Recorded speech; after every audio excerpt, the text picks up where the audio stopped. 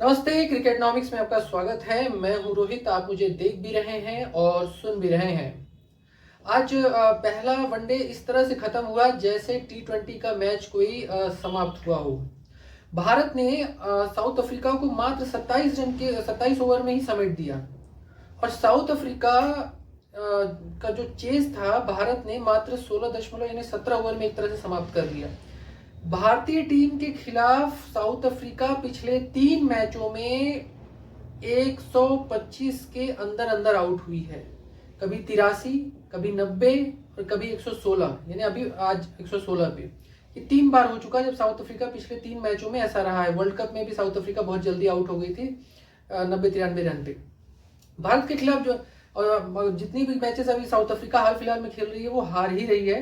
लेकिन जिस तरह से अर्शदीप सिंह ने जो आज जबरदस्त बॉलिंग की है वो काबिल तारीफ है। और सबसे इम्पोर्टेंट बात ये रही कि अर्शदीप सिंह के बारे में मैं आज सुबह जब वीडियो में मैं बना रहा था तो मैंने इस बात को बार बार कहा था कि अर्शदीप सिंह टी20 में जिस तरह से खेल रहे थे उससे डिफरेंट नजर आएंगे वनडे में, क्योंकि वहां पर वो बार बार बैटर्स को जज दे रहे थे, स्पेस दे रहे थे। बैकफुट पे भी जो जगह जिस तरह से देनी चाहिए बैटर्स को मारने के लिए वो दे रहे थे। लेकिन आज जो अगर आप बॉलिंग देखेंगे तो आज उन्होंने स्पेस नहीं दिया बैटर्स को आगे, बैकफुट पे यानी पीछे भी उस तरह का स्पेस नहीं दिया। यानी कि अगर कोई बैटर खेल रहा है तो उसे ज्यादातर चांस यही होंगे कि वो या तो उनकी लेंथ पर आकर ही खेले वो, या फिर वो एक स्पेस अपना खुद का बनाए। तो वो अर्शदीप की तरफ से नहीं दिया गया। सबसे इंपॉर्टेंट बात, अर्शदीप ने जो 5 विकेट लिए वो आप जब देखेंगे 10 ओवर का उनका स्पेल जिस तरह से वो कर रहे थे तो पूरे स्पेल में जो शुरू के जो 4-5 ओवर थे वो बहुत इंपॉर्टेंट थे। वो शमी की याद दिला रहे थे, मोहम्मद शमी के, जिस तरह से वर्ल्ड कप में उन्होंने बॉलिंग की थी।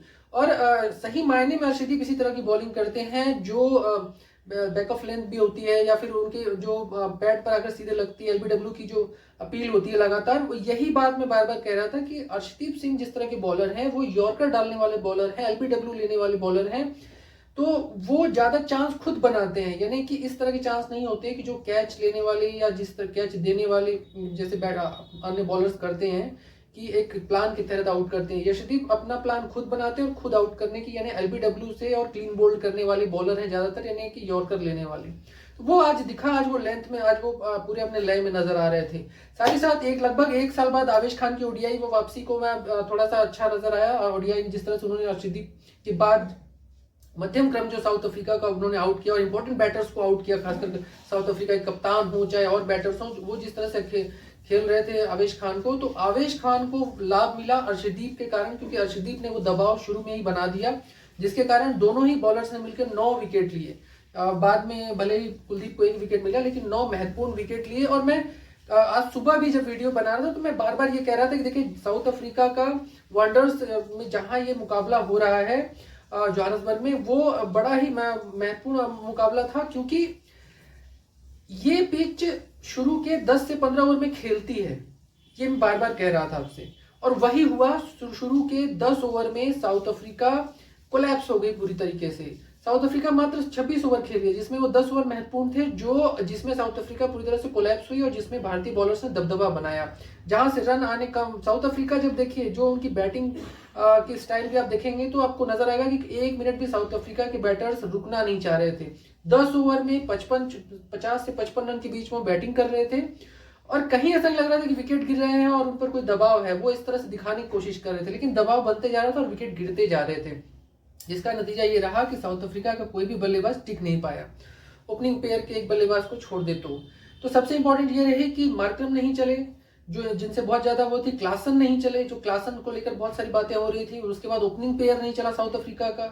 फिर इंपॉर्टेंट बात ये रही कि साउथ अफ्रीका की बॉलिंग अटैक भी मुझे लग रहा है ठीक है, चलो अब अगर पहला वनडे है, 3 वनडे खेलने हैं और पहला वनडे अगर मान लो आप मैच हार भी रहे हैं तो उनके बॉलर का कंट्रीब्यूशन क्या है ये बड़ा इंपॉर्टेंट है। लेकिन एक इंपॉर्टेंट चीज वो ये रही कि जो बॉलिंग कंट्रीब्यूशन अगर साउथ अफ्रीका का देखा जाए तो जो भारतीय बैटर्स के कंपैरिजन में किस तरह का परफॉर्मेंस है, तो मुझे लगता है साउथ अफ्रीका के बैटर्स और बॉलर दोनों ने कंट्रीब्यूशन उस तरह का दिया नहीं। बॉलर्स की बात करें तो बॉलर्स जो 1 विकेट मिला भी तो वो मुझे लगता है ऋतुराज गायकवाड़ की थोड़ी गलती थी, जिस तरह से वो अपना पैर लेग साइड में ले जाने की कोशिश कर रहे थे। और जो एलबीडब्ल्यू मिला वहां ये गलती थोड़ी सी मुझे लगता है कि बार बार चीज़ों को लेकर वो शुरू से ही मुझे ऐसा लग रहा था कि ऋतुराज गायकवाड़ कंफर्ट नहीं लग रहे थे, और लेग अपने जो एलबीडब्ल्यू मिला, जो पैर उनका लेग स्टंप की तरफ जा रहा था, वो उससे वो बच सकते थे अगर वो बॉल को रोकने की थोड़ी कोशिश करते तो मुझे लगता है शायद उनका दिन नहीं था। लेकिन कुल मिला के भारतीय टीम की अच्छी बात ये रही कि बहुत ही जल्दी इन्हें 10-15 ओवर के अंदर ही मैच को अपने काबू में ले लिया, और T20 के लहजे में खेलते हुए भारतीय टीम ने ये जीत हासिल की है। और साउथ अफ्रीका पिछले 3-4 मुकाबलों में भी ऐसा ही करते आई है, भारतीय टीम के खिलाफ इस तरह का खेल दिखाया है।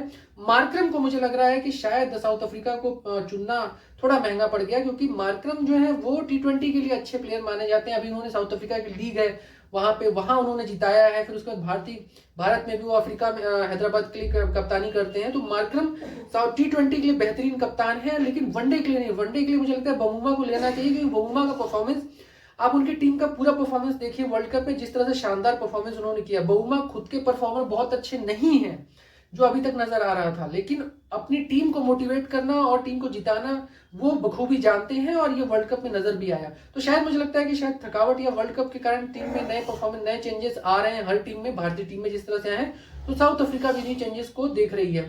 साउथ अफ्रीका की तरफ से कुछ नए बॉलर्स भी रहे जिन्होंने आज पहला विकेट भी लिया।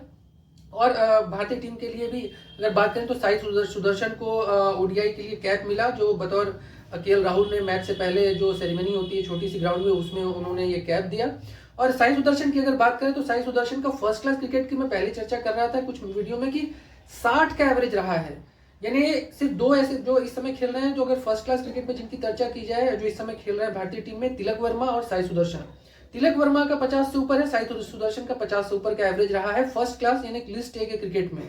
तो ये दोनों ही बल्लेबाज खेल रहे हैं इस समय। तो साई सुदर्शन के अगर आप शॉर्टअप को देखेंगे तो उनको देखकर ऐसा लगता है कि कहीं ना कहीं बहुत ही टेक्निकली स्ट्रांग बल्लेबाज हैं, बहुत ही पेशेंस रखते हैं, हड़बड़ाहट नहीं है। जिस तरह की बल्लेबाजी नजर आती है आप ऋतुराज गायकवाड़ में थोड़ा देख सकते हैं, केएल राहुल में थोड़ा देख सकते हैं, सबको मिक्सअप करके साई सुदर्शन नजर आते हैं। मुझे लगता है कि कहीं ना कहीं जब साई सुदर्शन का जो बैटिंग स्टाइल है वो टेस्ट के लिहाज से है, और टेस्ट के लिहाज से जैसे जैसे वो खेलेंगे तो मुझे लगता है कि और ज्यादा निखार उनके अंदर आएगा। टेस्ट के बैटर लगते हैं साई सुदर्शन, और वो उनका स्टेमिना और पोटेंशियल है जो दिखता है। बात आवेश खान की, आवेश खान ने एक लंबे समय बाद वापसी जरूर की है, और जिस तरह से उन्होंने फायदा उठाने की कोशिश की अर्शदीप की शुरुआती विकेट की, वो बहुत ही काबिल तारीफ है और लाजवाब है। तो कुल मिलाकर भारतीय टीम के एक अच्छा आज चांस रहा जिस तरह से वो जीती, और आगे 2 वनडे अभी बाकी हैं, देखते हैं साउथ अफ्रीका की तरफ से क्या परिवर्तन होते हैं। लेकिन बॉलिंग साउथ अफ्रीका की बहुत ही एवरेज रही है आज। तो भारतीय टीम के लिहाज से बात करें तो भारतीय टीम ने एक लंबे अरसे बाद बात करें तो आज 26वां मुकाबला इस साल का जीता है, और ऑस्ट्रेलिया ने भी 26 मुकाबले 1999 में जीते थे, और इस बार ऑस्ट्रेलिया ने 30 मुकाबले अब तक 2023 में जीत चुकी है। वो भारतीय टीम 26 जीत चुकी है, दूसरे नंबर पर है। लेकिन रैंकिंग में भारतीय टीम कहीं आगे चल रही है इस समय सभी टीमों से अगर बात करें तो देखते रहिए। कुल मिलाकर एक महत्वपूर्ण मुकाबला, अभी तो महत्वपूर्ण सीरीज चल रही है। अगर युवा लिहाज से देखा जाए, जो चेंजेस आ रहे हैं सक्सेसर के रूप में बहुत सारी चीजों में, उस लिहाज से देखा जाए तो महत्वपूर्ण बात है। अब टेस्ट में नजर आएंगे पुराने खिलाड़ी, पुराना चार देखते रहिए।